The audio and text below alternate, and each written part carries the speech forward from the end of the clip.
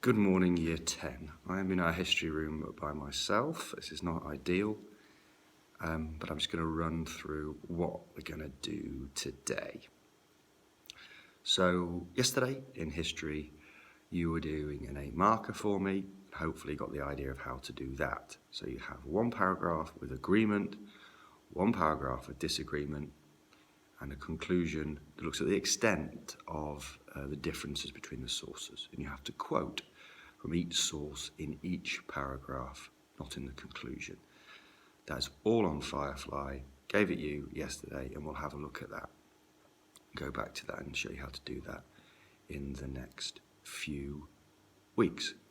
I'll have another go at a few more of those. Now today's lesson is a bit different. It's about the July crisis of 1914. So we've looked at the assassination of Franz Ferdinand on the 28th of June 1914, and we need to think a little bit about how the alliance system worked in terms of bringing all the different groups into the war. So the video that I'm going to put on Firefly for you today is all about the July crisis, and what you'll see when you look at that video is the accidental nature of World War I, particularly in the way that the Kaiser operated. When you watch the video, you'll see that the Kaiser backs the Austro-Hungarians, but doesn't realise how far the Austro-Hungarians are prepared to go. So that blank check that the Kaiser gives to Austria, saying, look, you can invade Serbia and we'll back you up, is not done out of aggression, but really out of incompetence and a foolish notion about what the Austro-Hungarians are going to do. You can see that by the fact that the Kaiser's on holiday on a boat when the crisis starts. You can also see how Russia backs up its Slav friends in Serbia, and how Russia gets involved and how it prepares to go to war. How Germany then declares war on Russia.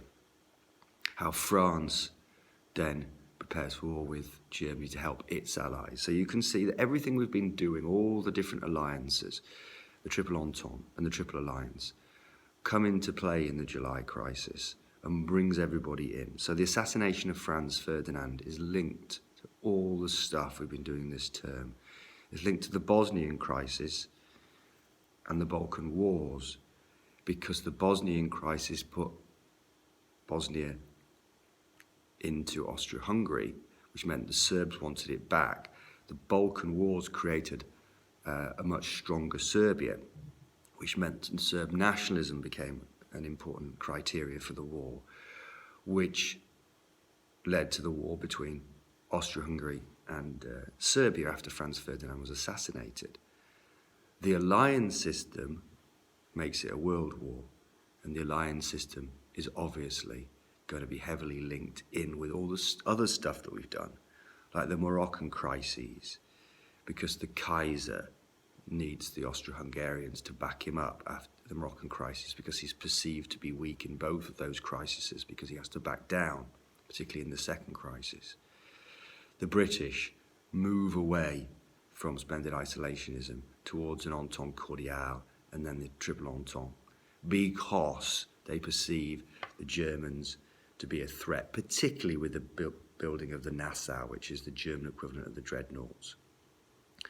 So the crises that we've looked at strengthen the alliances and mean that the war is more likely, because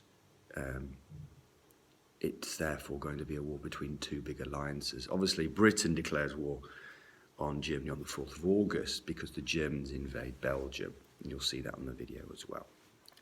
So today's lesson is relatively straightforward. There's a timeline to copy out and to look at. There's a video to watch. And there's some notes to do as well. And you did quite a lot of this in Year 9, so it's not such a big deal.